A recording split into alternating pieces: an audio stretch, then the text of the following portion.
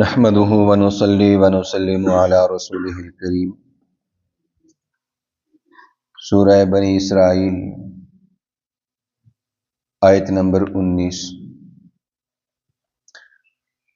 اعوذ باللہ من الشیطان الرجیم، بسم اللہ الرحمن الرحیم۔ ومن اراد الآخرة وسعى لها سعیها، اور جو شخص آخرت کو چاہے گا، وسعى لها سعیها، اور اس کے لیے اس جیسی کوشش کرے گا،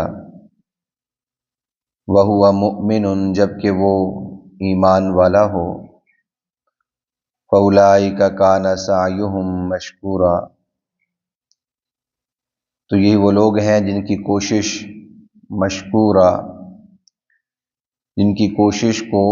قدردانی سے دیکھا جائے گا۔ کلا نمد ہؤلاء وہؤلاء من عطاء ربک، اور جہاں تک آپ کے پروردگار کی عطا ہے، کلا نمد ہؤلاء وہؤلاء، تو ہم سب کو دیتے ہیں، ان کو بھی وہؤلاء اور ان کو بھی۔ وما کان عطاء ربک محظورا، اور آپ کے پروردگار کی عطا بند نہیں ہے۔ انظر کیف فضلنا بعضهم علی بعض، دیکھو تو ہم نے بعضوں کو بعضوں پر کیسے فضیلت دی ہے۔ وللآخرۃ اکبر درجات، اور البتہ آخرت درجات کے اعتبار سے بہت بڑی ہے۔ وَأَكْبَرُ تَفْضِيلًا، اور فضیلت کے اعتبار سے بڑی ہے۔ لَا تَجْعَلْ مَعَ اللَّهِ إِلَٰهًا آخر، اللہ تعالیٰ کے سوا اللہ تعالیٰ کے ساتھ کسی دوسرے کو معبود نہ بناؤ۔ فَتَقْعُدَ مَذْمُومًا مَخْذُولًا، نہیں تو تم قابل ملامت مخذولا، بے یار و مددگار ہو کر بیٹھ جاؤ گے۔ گزشتہ آیت میں اللہ رب العالمین نے اس شخص کا حال بیان کیا جو محض دنیا کا تقاضا کرتا ہے، دنیا ہی چاہتا ہے اور آخرت سے اس کو کوئی غرض نہیں ہے، جو کہ کافر تھا۔ اللہ رب العالمین نے ارشاد فرمایا جو صرف دنیا کا طلبگار ہے، تو ہم جتنی دنیا چاہتے ہیں، جسے چاہتے ہیں عطا کرتے ہیں۔ میں نے عرض کیا تھا کہ یہاں یہ جو جملے بڑے اہم ہیں، ایک تو جتنی دنیا چاہتے ہیں اور جسے چاہتے ہیں، یعنی جو صرف آخرت کا طلبگار، جو صرف دنیا کا طلبگار ہے، تو ساری دنیا اور ہر شخص کو مل جائے ایسا بھی کوئی یقینی نہیں ہے۔ اللہ تعالیٰ اپنی عطا سے جسے چاہتا ہے جتنا چاہتا ہے دے دیتا ہے۔ اس کے برخلاف من اراد الآخرۃ وسعى لها سعیها وهو مؤمن، اللہ رب العالمین نے ارشاد فرمایا کہ جو آخرت چاہتا ہے، اس کو دنیا سے غرض اس طور پر نہیں کہ وہ یہ چاہے کہ میری آخرت قربان ہو جائے اور دنیا مجھے مل جائے، اس کو ایسی غرض نہیں ہے۔ وہ چاہتا ہے کہ دنیا قربان ہوتی ہے ہو جائے، میری آخرت محفوظ ہو جائے، آخرت سے غرض ہے اس کو۔ من اراد الآخرہ، تو جو شخص آخرت کا تقاضا کرتا ہے، آخرت کو چاہتا ہے، اس کو سنوارنا چاہتا ہے، وسعى لها سعیها، تو پھر صرف چاہنا اور اس کی امید کرنا یہ کافی نہیں ہے، بلکہ اس جیسی پھر کوشش بھی کرتا ہے۔ وعمل الصالحات، اس سے مراد کے اعمال صالحہ کا اہتمام کرتا ہے، اللہ تعالیٰ کے تمام احکام کی پاسداری کرتا ہے۔ وہو مؤمن، اور ایمان کی حالت میں یہ سب کچھ کرتا ہے۔ تو یہاں پہ اللہ رب العالمین نے یہ نہیں فرمایا کہ جسے ہم چاہیں گے ہم اس کی آخرت سنوار دیں گے، فَأُولَٰئِکَ کَانَ سَعْیُهُم مَشْکُورًا۔ اب ان میں سے ہر شخص جس کے اندر یہ باتیں ہوں کہ وہ مؤمن، ایمان کی حالت میں ہو، اور اس کے ساتھ نیت اس کی خالص ہو، اراد الآخرہ، اللہ کو راضی کرنا ہی مقصد ہو، وسعى لها سعیها، پھر اس کے لیے اعمال میں لگ جائے، تو جو شخص اس بات کا اہتمام کر لیتا ہے، فاولئک کان سعیہم مشکورا، تو ان لوگوں کی جو کوشش ہے اس کو قدر کی نگاہ سے دیکھا جاتا ہے۔ اللہ کے ہاں اس کی بڑی قدر ہے، بڑی وقت ہے اس کی، اور ایسا شخص اللہ کے ہاں پھر کامیاب ہے، چاہے پھر وہ غریب ہے، چاہے پھر وہ امیر ہے، چاہے اسے 2 وقت کی روٹی ملتی ہے نہیں ملتی ہے، وہاں پر یہ تقسیم نہیں ہے، وہ اللہ کے ہاں کامیاب ہے۔ اولئک کان سعیہم مشکور، جبکہ دنیاوی اعتبار سے ایسا نہیں ہے، وہاں اللہ جس کو جتنی چاہتا ہے اور جس کو چاہتا ہے عطا کرتا ہے، سب کو ملنا کوئی ضروری پھر بھی نہیں ہے۔ ہاں آخرت کے مقابلے میں یہ ہے کہ آخرت جو چاہتا ہے اس کا اہتمام کرتا ہے، تو ہر شخص کی قدر جو ہے وہ کی جائے گی، اس کو اچھی نگاہ سے دیکھا جائے گا۔ اور جہاں تک تعلق ہے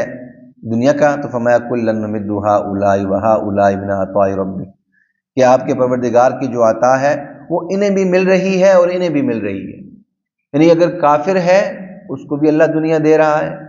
مومن ہے اس کو بھی اللہ دنیا دے رہا ہے۔ دنیا کا تعلق کفر اور اسلام کے ساتھ نہیں ہے، اللہ کا نافرمان ہے،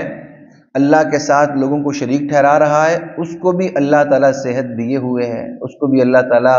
اولاد دے رکھی ہے، اس کو بھی اللہ تعالیٰ نے مال و اسباب دے رکھے ہیں، اس کو بھی اللہ نے عہدے دے رکھے ہیں، اس کو بھی اللہ نے ذہانت دے رکھی ہے۔ تو کلا نمد ہؤلاء وہؤلاء من عطاء ربک، تو جہاں تک یہ وہی مضمون ہے، میں اس کو بارہ عرض کرتا ہوں،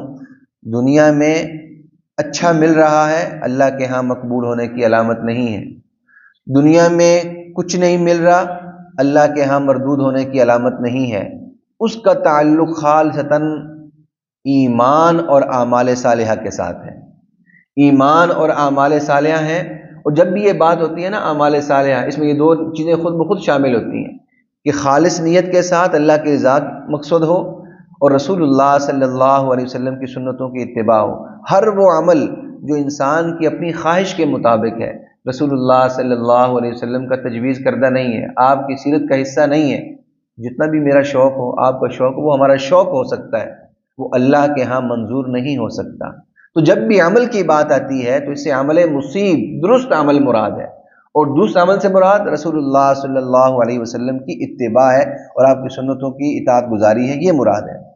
تو میں جہاں تک دنیا کی بات ہے تو ہم سب کو دے رہے ہیں، کافر کو بھی دے رہے ہیں، مومن کو بھی دے رہے ہیں۔ وما کان عطاء ربک محظورا، آپ کے پروردگار کی جو عطا ہے وہ بند نہیں ہوتی، وہ سب کو نواز رہا ہے۔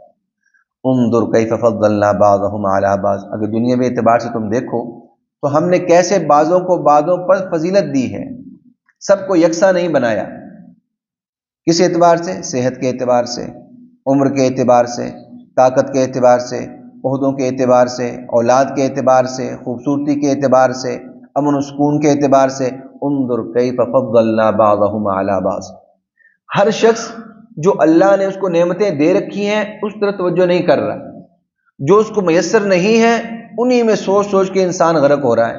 کہ مجھے یہ نہیں ملا، مجھے یہ نہیں ملا، اور وہ سمجھتا ہے کہ یہ شخص بڑا خوش ہے، اور جب اس سے بات کرتا ہے پتہ لگتا ہے نہیں، اس سے تو میں خوش ہوں، یہ تو مجھ سے زیادہ پریشان ہے، اور وہ جب کسی اور سے بات کرتا ہے نہیں، یہ تو مجھ سے زیادہ پریشان ہے، کیونکہ ہر شخص کو اللہ نے ایک جیسا نہیں بنایا۔ اس کو فرمایا کیف فضلنا بعضهم علی بعض، یہ آزمائش دنیا بہرحال ہے، ہاں آزمائش کی چیزیں مختلف ہیں، کسی کو مال سے آزمایا، کسی کو اولاد سے آزمایا، کسی کو بیوی سے آزمایا، کسی کو صحت سے آزمایا، کسی کو عمر سے آزمایا، کسی کو علم سے آزمایا، یہ آزمائشیں چل رہی ہیں، ہر شخص کو ہر چیز عطا نہیں ہوئی، کچھ مل گئی کچھ نہیں ملی۔ تو کیف فضلنا بعضهم علی بعض، فرمایا جیسے یہ دنیا میں مختلف درجات ہیں، وَلَلْآخِرَةُ أَكْبَرُ دَرَجَاتٍ وَأَكْبَرُ تَفْضِيلًا، آخرت کے درجات تو بدرجہ بڑے ہیں، بہت ذرا بڑے درجات ہیں آخرت کے۔ رسول اللہ صلی اللہ علیہ وسلم سے یہ بات منقول ہے کہ جو آخرت میں اچھے درجات والے ہوں گے، بلند درجات والے ہوں گے، وہ علیین میں لوگوں کو ایسے دیکھ رہے ہوں گے جیسے زمین پر کھڑا شخص افق پہ کسی ستارے کو دیکھ رہا ہوتا ہے، اتنا تفاوت ہوگا درجات کا جنت کے اندر۔ ہاں یہ اللہ کی کرم نوازی ہے کہ جنت میں پہنچ کر سب لوگ یہی سمجھیں گے کہ بس جو مجھے مل گیا وہ بہت ہے، اس سے آگے مجھے خواہش نہیں تھی، کیونکہ جنت ایک ایسا مقام ہے کہ اس میں کہیں پہ انسان کو وہ موقع میسر آ جائے، کہیں پہ وہ ٹھکانہ مل جائے، اس کی کامیابی ہے۔ فَمَا وَلَلْآخِرَةُ أَكْبَرُ دَرَجَاتٍ وَأَكْبَرُ تَفْضِيلًا لَا تَجْعَلْ مَعَ اللَّهِ إِلَٰهًا آخَرَ، لہٰذا اب یہ جو جنت کی طلب ہے، آخرت کی طلب ہے، اللہ کو راضی کرنے کی فکر ہے، اللہ کے احکام کو پورا کرنا ہے، ان احکام میں سے بنیادی حکم کیا، آگے کچھ احکام آ رہے ہیں، لیکن ان میں سے ایک بڑا حکم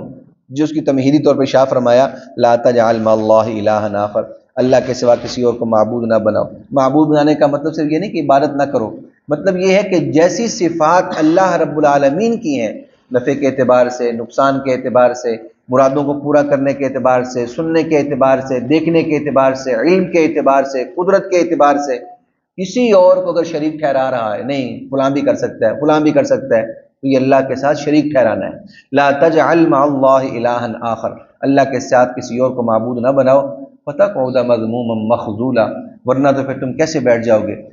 قابل ندامت، تمہیں افسوس ہی ہوگا آخرت میں، حسرت کے سوا تمہارے ہاتھ کچھ نہیں آئے گا، مخذولا بیار و مددگار ہوگے، تمہاری کوئی مدد کرنے کے لیے نہیں آئے گا، کیونکہ وہ ایسا مقام اور ایسا دن ہوگا کہ جس میں لا یقبل منها شفاعۃ ولا یؤخذ منها عدل ولا هم ينصرون، نہ تو سفارش زور زبردستی کی کام آئے گی، نہ وہاں پہ کوئی مدد ہوگی، نصرت ہوگی، کچھ بھی کام نہیں آئے گا، ہاں وہاں پہ ایمان اور اعمال صالحہ کام آئیں گے۔ تو اس لحاظ سے اللہ رب العالمین نے شاہ فرمایا کہ آخرت کی بھی محنت ہے، دنیا کی بھی محنت ہے، دنیا میں جو پڑا رہا کوئی ضروری نہیں مل جائے، ہاں البتہ جو آخرت میں پڑے گا یقینی بات ہے کہ وہ ضرور اس کو مل کر رہے گی، اس لیے اپنی زندگیاں جو ہیں، اپنے جو اوقات ہیں، اس میں آخرت کے لیے صرف کرتے رہنا چاہیے۔ اللہ تعالیٰ مجھے آپ کو تعلیمات اسلام پہ عمل کی توفیق عطا فرمائے۔ وما علینا الا البلاغ المبین۔ الحمد للہ رب العالمین والصلاة والسلام علی سید الانبیاء والمرسلین رب ارحمہما کما ربیانی صغیرا ربنا هب لنا من ازواجنا وذریاتنا قرۃ اعین وجعلنا للمتقین اماما۔ اللهم انا نسألك الصحة والعفة والامانة وحسن الخلق والرضا بالقدر۔ اللهم ارنا الحق حقا وارزقنا اتباعه وارنا الباطل باطلا وارزقنا اجتنابه۔ اللهم من احييته منا فاحيه على الاسلام ومن توفيته منا فتوفه على الايمان۔ وصلى الله تعالى على رسوله النبي الكريم وعلى آله واصحابه اجمعين، آمين برحمتك يا ارحم الراحمين۔